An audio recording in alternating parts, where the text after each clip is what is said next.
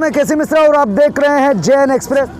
जौनपुर विधान में 9 विधानसभाएं हैं, ये आप जानते होंगे तो होंगे, लेकिन आज उन 9 विधानसभा में मैं इस वक्त रात का वक्त है और यहाँ पर एक सभा अभी जस्ट खत्म हुई है। ये समाजवादी पार्टी की सभा बताई जा रही है और यहाँ विनोद मिश्रा जी के नेतृत्व में ये सभा कराई गई है और इनसे मिलते हैं। ये मुगरा बादशाहपुर विधानसभा में ये सभा स्थल है, इनसे मिलते हैं। ये हाल ही फिलहाल में भारतीय जनता पार्टी को छोड़ के समाजवादी पार्टी का दामन पकड़े हैं, इसके पीछे की वजह जानते हैं और साथ में मिश्रा जी से ये भी जानते हैं कि जो ब्राह्मण फैक्टर को लेकर लगातार बातें हो रही हैं कि ब्राह्मण अब भारतीय जनता पार्टी से नाराज़ चल रहा है, इसकी भी हम जान लें कि क्या ये भी नाराज़ थे उन ब्राह्मणों में जिनकी बात हो रही थी लगातार।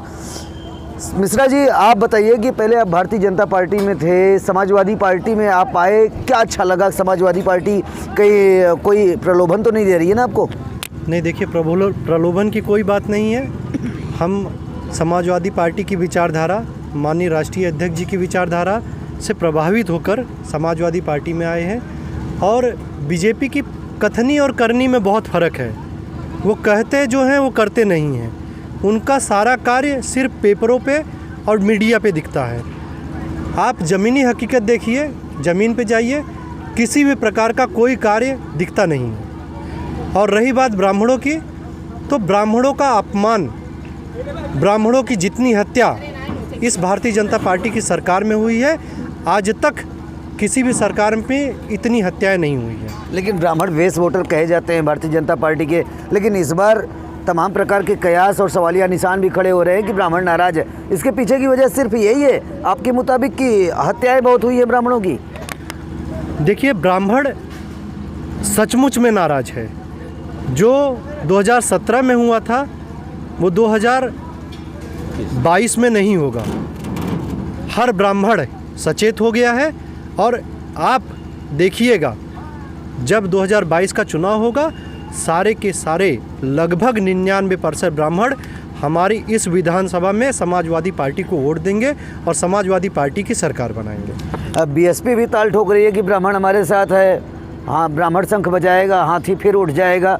क्या बीएसपी के साथ? अब 99 की बात जब आप करते हैं तो क्या ब्राह्मण उनके साथ नहीं जा रहा है या फिर सतीश मिश्रा ऐसे ही आएंगे और चले जाएंगे? देखिए, मैं बीएसपी की बात नहीं करना चाहूँगा क्योंकि उन्होंने क्या किया है वो आपके सामने है। मैं सिर्फ समाजवादी पार्टी की बात कर रहा हूँ। हमारे कार्यकर्ता आप देखे होंगे आज कितने उत्साह से, कितने निर्भीक होकर यहाँ पे आए हुए हैं और सारे कार्यकर्ताओं का उत्साह ये बताता है कि 400 सीटों के पार इस बार समाजवादी पार्टी पाएगी। एक सवाल और रहेगा कि जो बुआ जी हैं, आप जान रहे होंगे मैं किसको बोल रहा हूँ, ये बुआ जी के साथ में कोई बड़ा नेता रुक नहीं पा रहा है, इसके पीछे की वजह बता सकते हैं? अब इसके पीछे की वजह या तो आप मीडिया बंधु जानेंगे या तो बुआ जी से पूछना जाएगा। बुआ जी का जो डिमांड लेटर होता है वह आप सबको पता है, तो इसलिए अब और मोदी जी ने सारे लोगों का डिमांड जो है वो कैंसिल कर दिया है। पैसा आज किसी के पास नहीं है, महंगाई चरम सीमा पे है, तो इसलिए जब डिमांड लेटर कोई पूरा नहीं कर पा रहा है तो लोग यहाँ वहाँ भटक रहे हैं और दूसरी पार्टियों में पलायन कर रहे हैं। आप पिछली विधानसभा में जब 2017 की विधानसभा थी तो उस वक्त बीजेपी में थे, तो आपको उस समय का कैसा महसूस हो रहा था समय, और इस बार कैसा महसूस हो रहा था? उस बार तो लहर थी, इस बार अगर आप कह रहे हैं कि समाजवादी पार्टी के साथ हम हैं, सरकार बनने जा रही है, तो क्या वही लहर महसूस हो रही है क्या फिर से? देखिए, आप इस बात से अंदाज़ा लगा सकते हैं कि आज का जो कार्यक्रम हुआ, इस कार्यक्रम में लोगों की उपस्थिति ये दर्ज कराती है कि इस बार जो लहर 2017 में भारतीय जनता पार्टी की थी उसकी 3 गुना ज़्यादा लहर इस समाजवादी पार्टी में है। और रही बात ब्राह्मणों की, आपको पता होगा ब्राह्मण कितने अपमानित किए जा रहे हैं। आप थाने में चले जाइए, किसी ब्राह्मण की कोई सुनवाई नहीं हो रही है। मैं अपने विधानसभा की बात करता हूँ, यहाँ पे लोग 3-3, 4-4 घंटे जाम में फंसते हैं। रेलवे फाटक का जो जाम है वो 4-4 घंटे फंसाता है। यहाँ पे एम्बुलेंस कितनी फंसी रहती है, इसकी वजह से लाखों जानें चली गई हैं। लेकिन ये सरकार सिर्फ कागज़ों पे यहाँ पे ओवरब्रिज बना रही है। अभी माननीय योगी जी की यहाँ पे सभा हुई थी, वो आए थे और मंच पे एकदम लंबा भाषण दे दिए कि हम यहाँ पे ओवरब्रिज बनाने जा रहे हैं। अगर हमारा यहाँ विधायक होता तो ओवरब्रिज बना देते।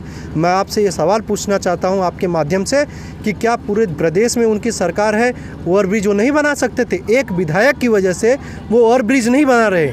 इसका मतलब ये है कि वो हमारे साथ सौतेला व्यवहार कर रहे हैं। अगर यहाँ विधायक होता तो ओवरब्रिज होता, विधायक नहीं है इसलिए ओवरब्रिज नहीं बना रहे। और मैं आपको पूर्ण विश्वास और वादा दिलाता हूँ कि अगर हमारी समाजवादी पार्टी की सरकार बनती है तो 90 दिन के अंदर यहाँ पे ओवरब्रिज का कार्य प्रारंभ होगा।